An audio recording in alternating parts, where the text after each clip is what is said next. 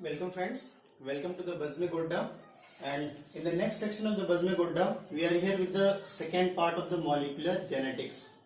So starting from the molecular genetics, search for genetic material. So under the search for genetic material, the first theory was given by Griffith in 1928, and that theory was transforming principle. So what was in that of the transforming principle? Before starting from the transforming principle, remember one thing, that search for genetic material was started before 1928 by many scientists, but the major theories of this search for genetic material are as follows. So starting from transforming principle given by the Griffith. So इसमें क्या था? तो Griffith ने पहले Streptococcus pneumonia जो bacteria होता है उसको लिया और उसको अपने लैब में कल्चर किया, प्लेट पे ग्रो करवाया। फिर उन्होंने क्या किया, उन्होंने दो तरह के स्ट्रेप्टोकोकस निमोनिया को ग्रो करवाया, first R strain, second S strain. तो जो आर स्ट्रेन थे वो नॉन विरुलेंट थे, मतलब जानलेवा नहीं थे, और जो दूसरे स्ट्रेन है that was the S strain, that was virulent, मतलब वो जानलेवा थे। सो इसमें ऐसा क्यों था? Because S strain has polysaccharide coat.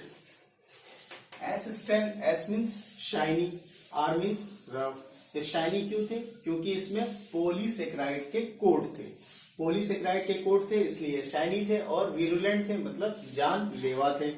और जो आर स्ट्रेन है वो नॉन विरुलेंट थे, रफ थे, क्योंकि उसमें पॉलीसेकेराइड कोट एब्सेंट थे। सो इन्होंने क्या किया,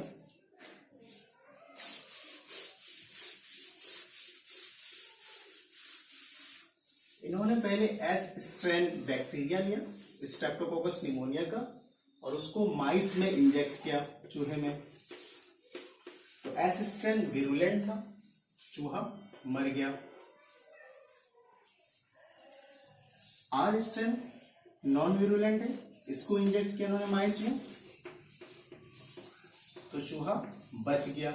इसमें चूहा क्यों मर गया? बिकॉज निमोनिया के कारण, स्ट्रेप्टोकोकस निमोनिया कॉजिंग निमोनिया। अच्छा, यहाँ पे एक और चीज आपको जानना जरूरी है कि हेमोफिलस इन्फ्लुएंजा,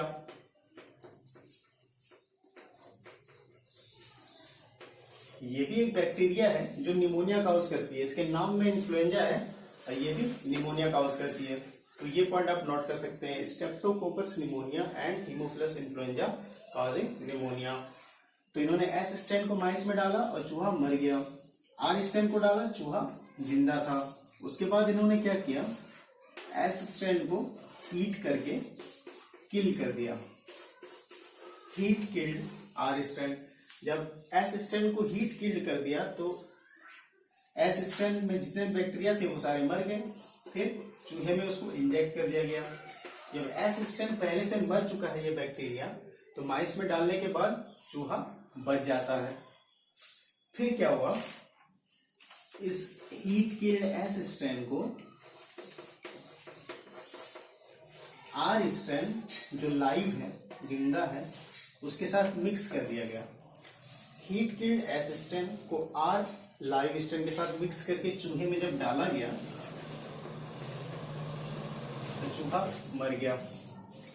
नाउ यहाँ पे एक क्वेश्चन आता है कि सिर्फ अगर एस हीट किल्ड को चूहे में इंजेक्ट करें तो चूहा बच जाता है, और आर लाइव को या आर लाइव को माइस में इंजेक्ट करें तो भी चूहा बच जाता है। लेकिन जब एस हीट किल्ड और आर लाइव को जब हम एक साथ मिलाकर चूहे में इंजेक्ट करते हैं तो चूहा मर जाता है।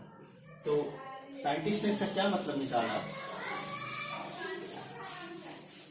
And that was Griffith. उन्होंने ये कहा कि एस स्ट्रेन जो हीट किल्ड है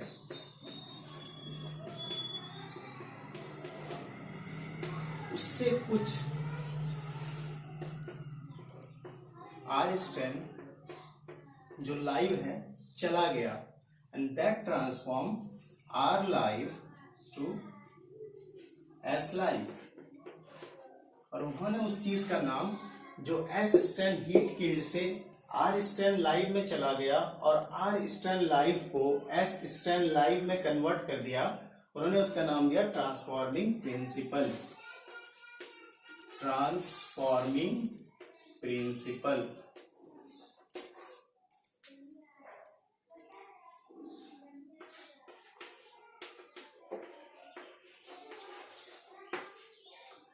सो ट्रांसफॉर्मिंग प्रिंसिपल कोई प्रिंसिपल नहीं है, ये एक्चुअली उस चीज का नाम है जो एस स्ट्रैंड हीट कील्ड से आर स्ट्रैंड लाइव में चला गया और आर स्ट्रैंड लाइव को एस स्ट्रैंड लाइव में कन्वर्ट कर दिया। बाद में later on it was revealed that the transforming principle of the Griffith was actually DNA. ये बाद में पता चला, but you can not here that the transforming principle of the Griffith was actually DNA, जो S स्ट्रैंड हीट कील्ड से R strand live में जा करके R स्ट्रैंड लाइव को S स्ट्रैंड लाइव में कन्वर्ट कर दे रही थी, और S स्ट्रैंड लाइव तो विरुलेंट होता है, इसलिए चूहा मर जा रहा था। That was about Griffith. Then the chemical nature, he told that it was the transforming principle, just the transforming principle. नाम भी नहीं पता था किसी को DNA, और उसके बारे में ज्यादा कुछ नहीं पता था, बस उन्होंने इतना बताया कि कुछ चीज है जो एस स्ट्रैंड से आर स्ट्रैंड में जाकर के आर स्ट्रैंड को एस स्ट्रैंड में बदल रही है। Now next part is the biochemical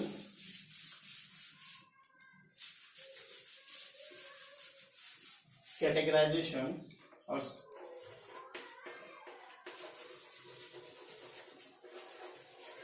biochemical test for that transforming principle. Biochemical test of the transforming principle was done by MacLeod, McCarthy and Avery. So इन्होंने क्या किया, अंडर द बायोकेमिकल टेस्ट उन्होंने उस चीज को टेस्ट करना चाहा कि वो एक्चुअली बायोकेमिकली है क्या चीज, वो ट्रांसफॉर्मिंग प्रिंसिपल। तो इन्होंने क्या किया, एस स्ट्रैंड जो हीट कील्ड था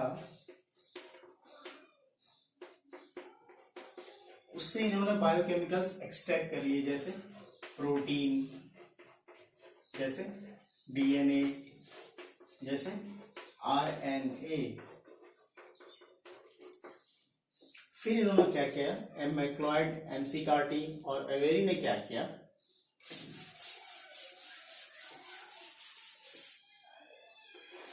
इस एस स्ट्रैंड हीट कील्ड में प्रोटीएज डाल के देखा। प्रोटीएज एंजाइम जब इन्होंने हीट कील्ड में डाला होगा तो प्रोटीन ब्रेकडाउन हो गया होगा, डीनेचर्ड हो गया होगा, खत्म हो गया होगा। इसके बाद इन्होंने ये चेक करना चाहा कि अच्छा अगर वो चीज बायोकेमिकली प्रोटीन है तो एस हीट कील्ड में डालने के बाद आर लाइव कभी भी एस लाइव नहीं बनेगा और चूहा माइस नहीं मरेगा। बट प्रोटीएज डालने के बाद भी चूहा मर गया। इसका मतलब वो चीज प्रोटीन नहीं है जो एस हीट कील्ड से आर लाइव में जाकर के आर लाइव को एस लाइव में कन्वर्ट कर रही है। उसके बाद इन्होंने क्या किया, प्रोटीएज डालने के बाद इन्होंने आरएनएज डाला। आरएनए डिस्ट्रॉइंग एंजाइम, आरएनएज जिन्होंने आरएनए को ब्रेक डाउन कर दिया। अगर वो चीज आरएनए होती जो हीट कील्ड एस स्ट्रैंड से आर लाइव में जाकर के आर लाइव को एस लाइव में कन्वर्ट करती तो माइस बच जाता, लेकिन वो मर गया। इसका मतलब वो आरएनए भी नहीं है जो चीज एस हीट कील्ड से आर लाइव में जा रही है। फिर इन्होंने क्या किया, फिर इन्होंने डीएनएज डाला, डीएनए डिस्ट्रॉइंग एंजाइम, डीएनएज। जब इन्होंने डीएनएज डाला तो चूहा जिंदा बच गया। इसका मतलब that was transforming principle of Griffith was actually DNA जो एस हीट कील्ड से आर लाइव में ट्रांसफर हो जा रही थी, जिसको उन्होंने ट्रांसफॉर्मिंग प्रिंसिपल कहा था, और वो आर लाइव एस लाइव में कन्वर्ट हो जा रही थी। एंड दैट एस लाइव जो वायरुलेंट थी, इस वजह से चूहा मर जा रहा था। तो फाइनली इन्होंने ये बताया, उसका बायोकेमिकल नेचर बताया ट्रांसफॉर्मिंग प्रिंसिपल का, and he said that it was DNA, लेकिन not all the biologists were convinced. Not all the biologists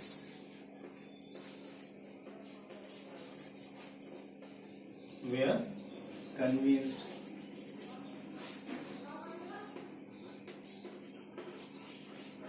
मतलब यहाँ पे सबों ने ये नहीं माना that DNA is the genetic material. इसके बाद एक और theory I, unequivocal proof that the DNA is the genetic material was given by Hershey and Martha Chase. Remember the point, unequivocal, जिसके बाद कोई भी एक्सेप्शन, कोई भी लोगों को इसमें दुविधा द्वेष नहीं बचा कि डीएनए ही जेनेटिक मटेरियल है. That is the unequivocal proof that DNA is actually genetic material.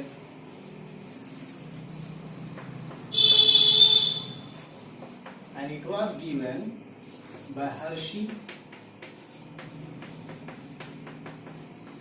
and Martha Chase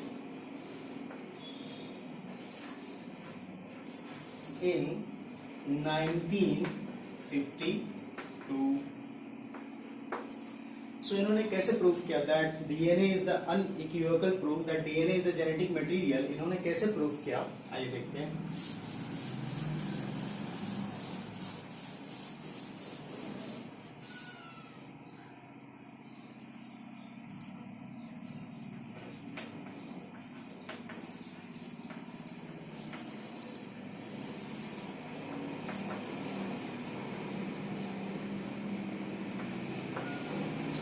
इन्होंने एक वायरस लिया,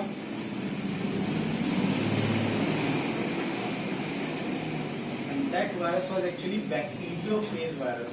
bacteriophage virus means bacteria eating virus.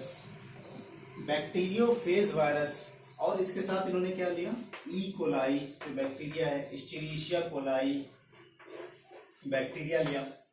फिर इन्होंने क्या किया, वायरस को इन्होंने ग्रो करवाया on the different radio active material. तो वो रेडियो एक्टिव मटेरियल कौन से हैं जिसपे इन्होंने वायरस को ग्रो करवाया?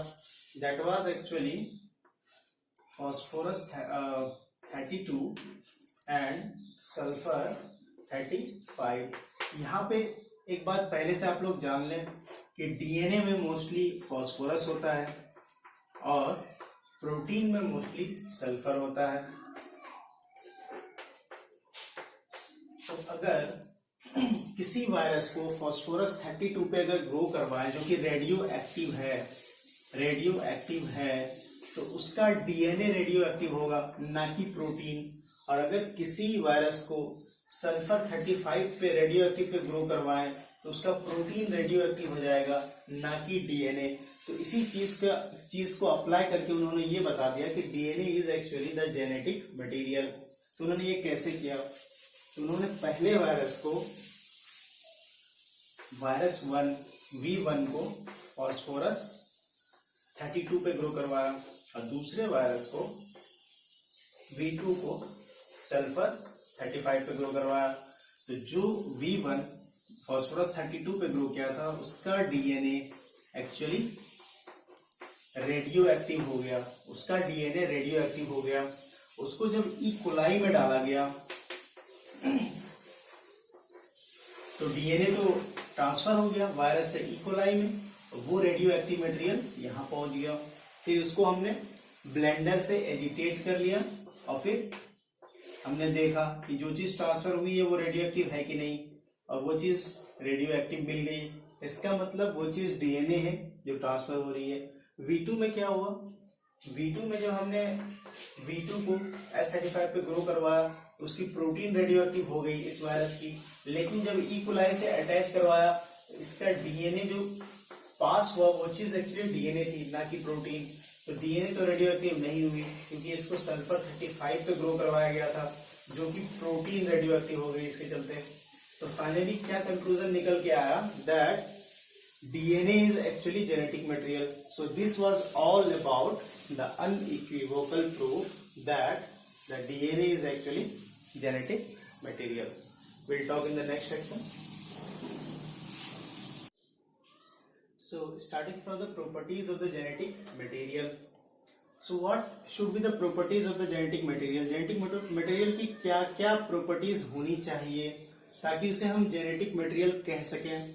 तो पहली प्रॉपर्टी जो होनी चाहिए that is it should be able to generate replication, उसकी अपनी कॉपी बनाने की क्षमता होनी चाहिए। मीन्स अगर डीएनए है ये अपनी कॉपी बनाए, डीएनए टू डीएनए डुप्लीकेट करे, रेप्लिकेट करे। आरएनए है तो वो अपनी कॉपी रेप्लिकेट करे, तो हम फिर उसे कहेंगे कि वो जेनेटिक मटेरियल है। दूसरी प्रॉपर्टी उसमें क्या होनी चाहिए, that it should B chemically and structurally stable, chemically भी और स्ट्रक्चरली भी स्टेबल होनी चाहिए। अब इन दोनों प्रॉपर्टीज को हम डीएनए और आरएनए में कंपेयर करेंगे कि किसमें ज्यादा सटीक बैठता है। It should be able to generate replication, तो ये तो दोनों के लिए एप्लीकेबल हो गया। डीएनए भी अपनी कॉपी बनाती है और आरएनए भी अपनी कॉपी बनाती है। केमिकली एंड स्ट्रक्चरली स्टेबल, अगर हम स्ट्रक्चरली बात करें तो स्ट्रक्चरली एंड केमिकली बात करें तो डीएनए जो है वो डबल हेलिकल स्ट्रक्चर में होती है, डबल हेलिकल ज्यादा स्टेबल है, और आरएनए सिंगल हेलिकल होती है तो कम स्टेबल है। और स्टेबिलिटी केमिकली बात करें तो हमने कल ही बात किया है अभी कि डीएनए में डीऑक्सीराइबोज होती है और आरएनए में राइबोज शुगर होती है। तो 2' पोजीशन पे OH होता है आरएनए में, जो इसे फर्दर अनस्टेबिलिटी प्रोवाइड करता है, मतलब अनस्टेबल किसको, आरएनए को। और इसके जगह पे डीएनए में क्या होता है H, इसके वजह से क्या होता है, इसमें स्टेबिलिटी होती है। तो स्ट्रक्चरली भी डीएनए ज्यादा स्टेबल है और केमिकली भी डीएनए ज्यादा स्टेबल है।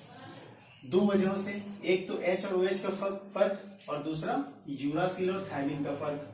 हमें पता है कि डीएनए में एडेनिन के साथ डबल हाइड्रोजन बॉन्ड थायमिन बनाता है और थायमिन का दूसरा नाम 5 मिथाइल यूरासिल है। आप इसको नोट कर सकते हैं, थायमिन का दूसरा नाम 5 मिथाइल यूरासिल है। और इस थायमिन के जगह पे आरएनए में यूरासिल होती है, यूरासिल, जिसकी वजह से आरएनए और भी अनस्टेबल हो जाता है डीएनए के कंपैरिजन में। सो हम तीसरे प्रॉपर्टी की बात करते हैं, should provide scope for slow mutation. तो अगर म्यूटेशन की बात करें तो जो ज्यादा अनस्टेबल होगा वही ज्यादा म्यूटेट करेगा। तो हमने अभी जस्ट बात किया कि केमिकली एंड स्ट्रक्चरली आरएनए ज्यादा अनस्टेबल है और इसके बनिस्पत डीएनए ज्यादा स्टेबल है। तो म्यूटेशन वही ज्यादा फास्ट करेगा जो अनस्टेबल होगा। तो RNA will mutate much and much more faster as compare to DNA. तो डीएनए की कंपैरिजन में आरएनए बहुत जल्दी जल्दी म्यूटेट करेगा, म्यूटेशन उसमें बहुत जल्दी जल्दी होगा, बेस पेयर में चेंजिंग होगी। सो आरएनए इस मामले में तो आरएनए आगे बढ़ गया। should express itself in the form of Mendelian character। अब अगर एक्सप्रेशन की बात करें मेंडेलियन कैरेक्टर में, तो आइए उससे पहले देखते हैं। कल ही हमने बात किया था कि DNA to mRNA to protein,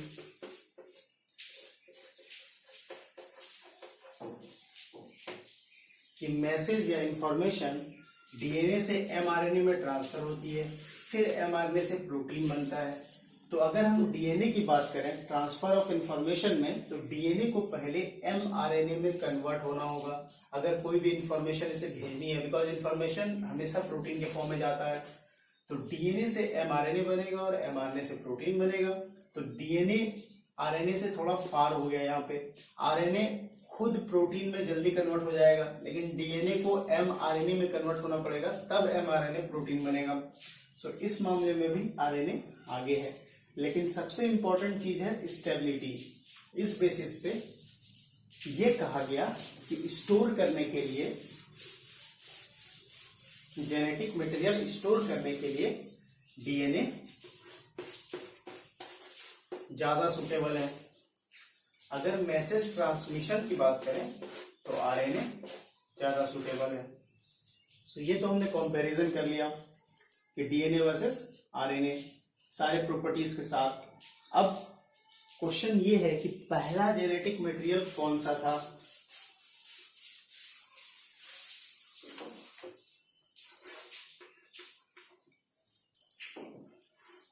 first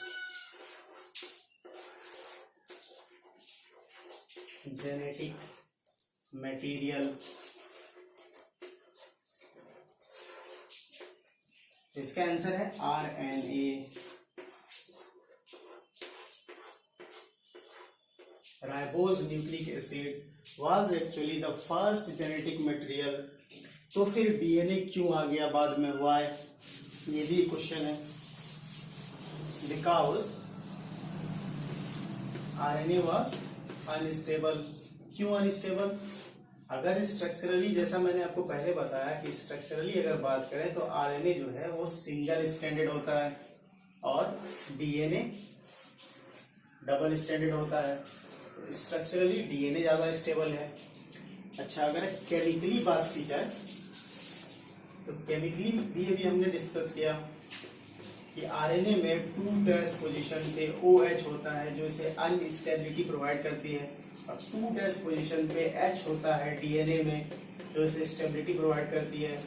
और second important thing chemically is that adenine के साथ यूरासिल डबल हाइड्रोजन बॉन्ड के साथ होती है आरएनए में, तो इसे फर्दर अनस्टेबिलिटी प्रोवाइड करता है। लेकिन डीएनए में यूरासिल के जगह थाइमिन होती है।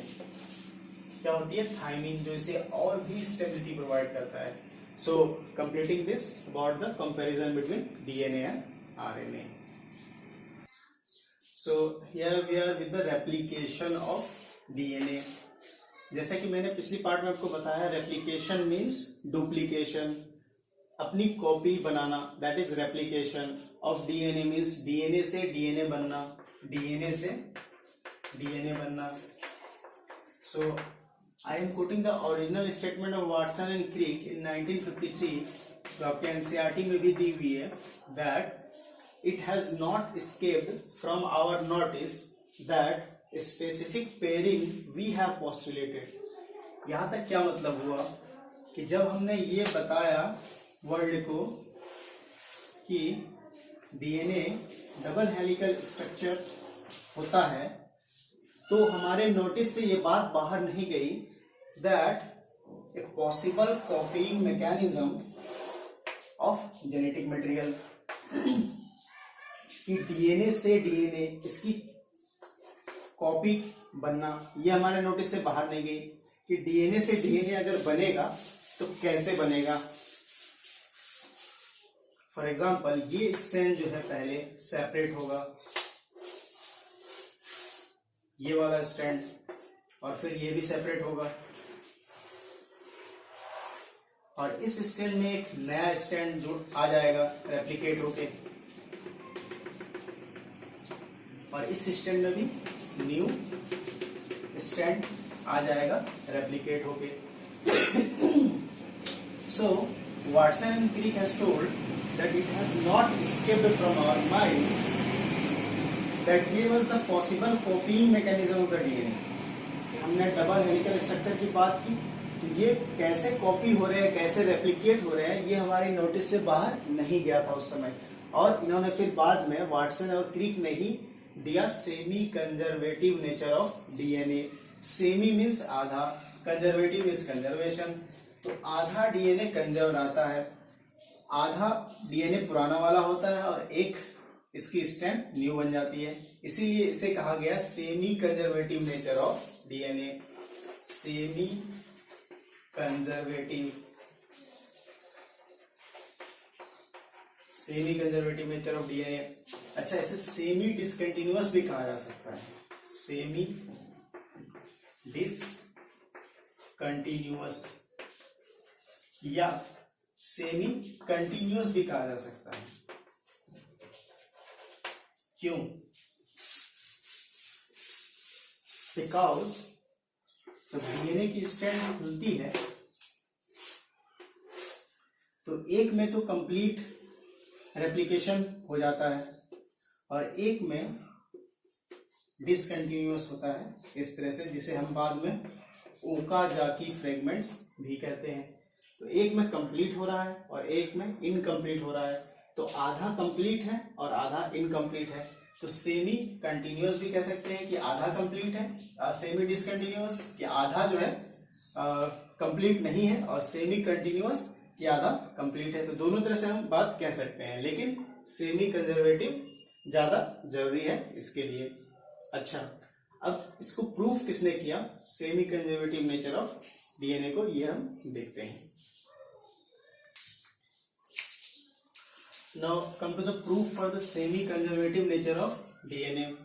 So it was given by Watson and Crick. Remember, given by Watson and Crick, but it was proved by Matthew Michelson and Franklin Stahl. Remember the name of the scientist? Matthew Michelson and Franklin Stahl. So he take the bacteria E. coli and put in a medium known as ammonium chloride. And ammonium chloride में भी nitrogen के heavy isotope को लिया उन्होंने, that is N15 ammonium chloride. Heavy isotope, radio active नहीं था, remember that it was not radio active. लेकिन इसके पिछले वाले एक्सपेरिमेंट में जो फास्फोरस और सल्फर लिया गया था वो रेडियो एक्टिव था। तो ये नीट के लिए काफी इंपॉर्टेंट हो जाता है कि जो फास्फोरस 32 और सल्फर 35 था दैट वाज रेडियो एक्टिव। लेकिन ये जो अमोनियम क्लोराइड है 15, ये हैवी आइसोटोप है, ना कि रेडियो एक्टिव आइसोटोप है।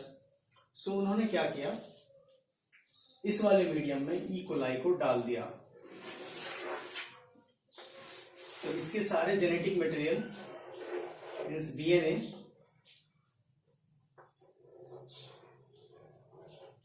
N15 वाले हो गए, N15 वाले हो गए इसके सारे डीएनए। अब इसको क्या किया गया, इस वाले ई कोलाई को नॉर्मल अमोनियम क्लोराइड में डाल दिया गया, नॉर्मल अमोनियम क्लोराइड में डाल दिया गया।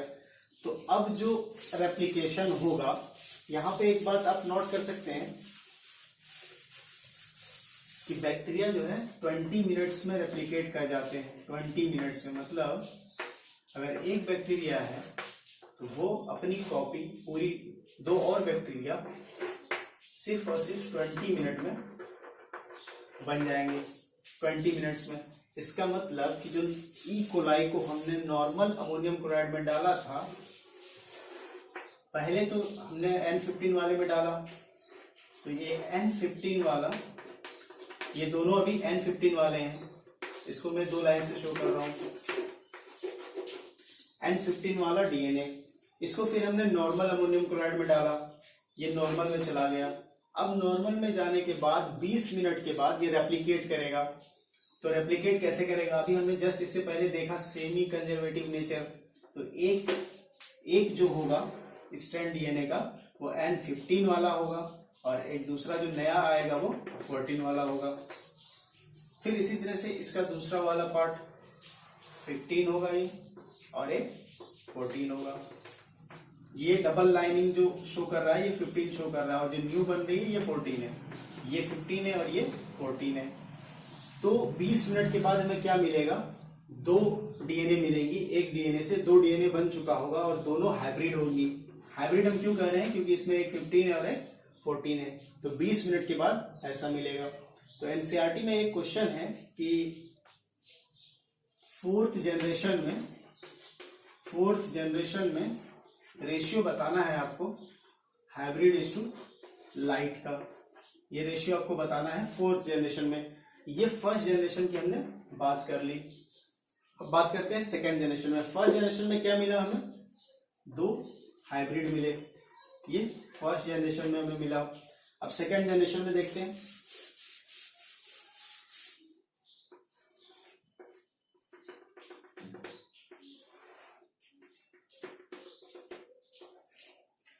अब इसमें अलग होंगे, इस वाले डीएनए में ये 15 वाला अलग होगा और ये न्यू वाला अलग होगा। इस वाले में ये 15 वाला अलग होगा और न्यू वाला अलग होगा। फिर दोनों में नए नए स्ट्रैंड जुड़ जाएंगे। इसमें एक न्यू स्ट्रैंड जुड़ेगा, इसमें भी एक न्यू स्ट्रैंड जुड़ेगा, इसमें भी एक न्यू स्ट्रैंड जुड़ेगा और इसमें भी एक न्यू स्ट्रैंड जुड़ेगा। तो ये एक हाइब्रिड 1 2, 2 हाइब्रिड और 1 2, 2 लाइट। तो सेकेंड जनरेशन में हमें क्या मिला? 2 हाइब्रिड और 2 लाइट। इस तरह में 4 जनरेशन तक चलना है। तो थर्ड जनरेशन में आते हैं।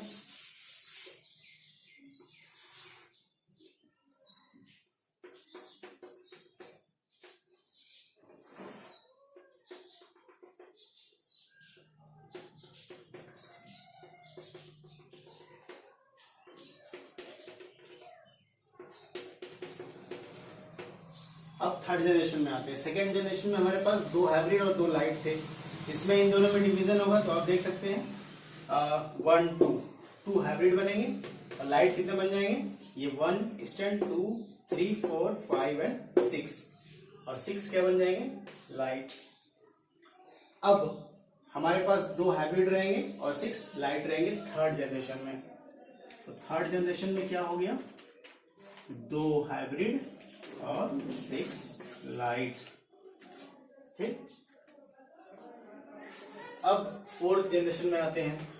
इस 2 हाइब्रिड में से 2 हाइब्रिड जैसे हैं, 2 हाइब्रिड में 2 N15 वाले होंगे और 2 लाइट चेन है, तो इससे सेपरेट होंगे 2 15 वाले। तो फिर से 2 हाइब्रिड बन जाएंगे। 2 हाइब्रिड से क्या बनेंगे? 2 हाइब्रिड और 1 2, 2 लाइट बन जाएंगे और 6 लाइट से डबल हो जाएंगे, 6 दूना 12। तो 12 में क्या बन जाएंगे? लाइट। तो टोटल हमारे पास कितने लाइट चेन हो गए? लाइट चेन वाले डीएनए 12 + 2 14 और हाइब्रिड कितने रह गए? 2।